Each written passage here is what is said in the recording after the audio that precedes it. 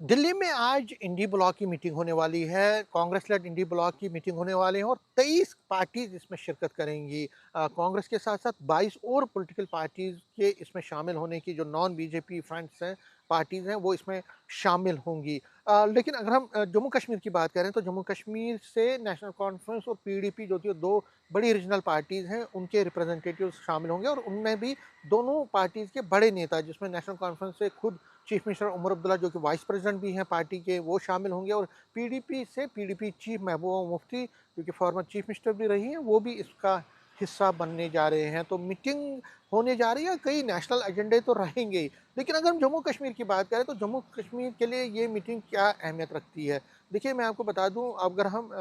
National conference की बात करें तो नेशनल कॉन्फ्रेंस ने ये फैसला किया है कि वो अनकरीब ही जब मानसून सेशन शुरू होगा पार्लियामेंट का, तो उसके पहले दिन वो प्रोटेस्ट करेंगे जो दिल्ली में, और स्टेटहुड रियासत के दर्जे की बहाली की मांग करेंगे। तो इस मीटिंग में क्या उमर अब्दुल्ला जो इंडी ब्लॉक की बाकी घटक दल है, क्या उनसे मदद मांगेंगे, उनसे भी उनको भी इन्वाइट करेंगे इस प्रोटेस्ट में, क्योंकि जो हमारे चीफ मिनिस्टर ऑफिस, जो चीफ मिनिस्टर के नज़दीक के जो लोग हैं, उनके मुताबिक अगर उनकी बात मानी जाए तो चीफ मिनिस्टर उमर अब्दुल्ला चाहते हैं कि ज़्यादा से ज़्यादा लोग इस प्रोटेस्ट में हिस्सा लें, ज़्यादा से ज़्यादा लोग जो पॉलिटिकल पार्टीज़ हैं वो दबाव बनाएं। जम्मू कश्मीर में जो रियासत के दर्जे की बहाली की मांग है, उसके समर्थन में ज़्यादा से ज़्यादा पॉलिटिकल पार्टीज़ आए। कांग्रेस तो पहले से ही प्रोटेस्ट कर रही है, कांग्रेस अपने दम पे तो कर ही रही है। कांग्रेस को भी वो इन्विटेशन दे सकते हैं, लेकिन बाकी जो पॉलिटिकल पार्टीज़ हैं, जो नॉन बीजेपी पॉलिटिकल पार्टीज़ हैं, उनको भी वो इन्विटेशन दे सकते हैं कि वो इस अ, जो एक मीटिंग है, इंडी ब्लॉक में जो मीटिंग होने वाली, इसमें वो कोशिश करेंगे कि जो प्रोटेस्ट होने वाला है, वो प्रोटेस्ट में शामिल हों। ज़्यादा से ज़्यादा पॉलिटिकल पार्टीज़ के नेता भी इस प्रोटेस्ट में शामिल हों, क्योंकि उमर अब्दुल्ला मानते हैं कि अगर ज़्यादा से ज़्यादा लोग इसमें शामिल होंगे, ज़्यादा से पॉलिटिकल पार्टीज़ के लोग रिप्रेजेंटेटिव शामिल होंगे, तो दबाव बहुत बन सकता है, एक दबाव बढ़ सकता है पॉलिटिकल पार्टीज़ के ज़रिए सेंट्रल गवर्नमेंट को। पीडीपी की अगर हम बात करें तो पीडीपी पहले से ही धारा 370 की बहाली की मांग कर रही है, स्पेशल स्टेटस की मांग कर रही है। उसके लिए स्टेटहुड इतना बड़ा मायने नहीं रखता है, और इसीलिए अगर आपने देखा अभी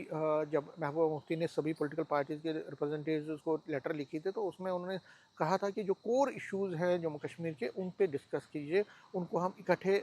सेंटर के सामने रखना चाहते हैं। तो कोर इश्यूज़ में जो मेनली पीडीपी का है वो धारा 370 है, 35A है, यूनियन टेरिटरी जिस तरह से विभाजित हुई है, लद्दाख को वापस लाने की बहुत सारी चीज़ें हैं जो रेस्टोरेंट, सभी जो 2019 की बात। लेकिन नेशनल कॉन्फ्रेंस के लिए अभी सबसे बड़ी बात है वो है राज्य की बहाली की, जो स्टेटहुड के रेस्टोरेशन की बात है। क्योंकि अगर आप देखें रेस्टोरेशन, उमर अब्दुल्ला खुद बोल रहे हैं कि मैं ज़्यादा डिलीवरी नहीं कर पा रहा हूँ, क्योंकि डुअल पावर सिस्टम है, यूटी है, यहाँ पे कन्फ्यूजन है, बहुत chaos है, इसलिए बहुत सारे वादे पूरे नहीं हो पा रहे हैं, इसलिए प्रॉब्लम्स हैं और लगातार वो डिमांड कर रहे हैं सेंटर से। लेकिन उमर अब्दुल्ला ने अभी दाछीगाम में जो मीटिंग हुई थी, उसमें जो नेशनल कॉन्फ्रेंस ने फैसला किया था कि हम प्रोटेस्ट करेंगे दिल्ली में, लेकिन उसके साथ साथ मीटिंग में ये भी फैसला, और उसके तुरंत बाद नेशनल कॉन्फ्रेंस की लीडरशिप ने सभी पॉलिटिकल पार्टीज़ को दावत दी है कि वो इस प्रोटेस्ट में हिस्सा बने, जो प्रोटेस्ट होने वाला है दिल्ली में। लेकिन सवाल यही है कि क्या बीजेपी को वो नाराज़ कर सकते हैं? बीजेपी को भी वो कह रहे हैं, लोकल बीजेपी को भी नेशनल कॉन्फ्रेंस की तरफ से इन्विटेशन है, लेकिन सेंट्रल बीजेपी को वो ज़्यादा नाराज़ नहीं करते। तो यही सबसे बड़ी दिक्कत है उमर अब्दुल्ला की। वो इंडी ब्लॉक में तो मसला उठाएंगे, लेकिन उनको पता है कि अगर सेंट्रल गवर्नमेंट को नाराज़ किया तो कल जाके, क्योंकि सारा कुछ तो सेंटर ने देना है, अगर स्टेटहुड का दर्जा वापस करवाना है तो सेंटर की तरफ से, बिजनेस रूल देने हैं तो सेंटर की तरफ से होगा, या कुछ भी, कोई भी फंड्स की बात है, कुछ भी हो तो वो सेंटर की तरफ से। इसलिए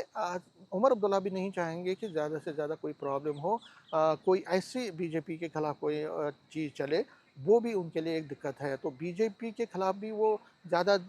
आगे नहीं बढ़ना चाहते हैं, लेकिन अपनी बात भी वो आगे रखना चाहते हैं। अब बहुत सारी चीज़ें रहेंगी नेशनल कॉन्फ्रेंस की तरफ से, किस तरह से इसमें एक दबाव बनाने की राजनीति होगी, किस तरह से वो आगे बढ़ेंगे, उस पर आज हमारी नज़र रहेगी। नेटवर्क 18 के लिए मैं समीर भट्ट।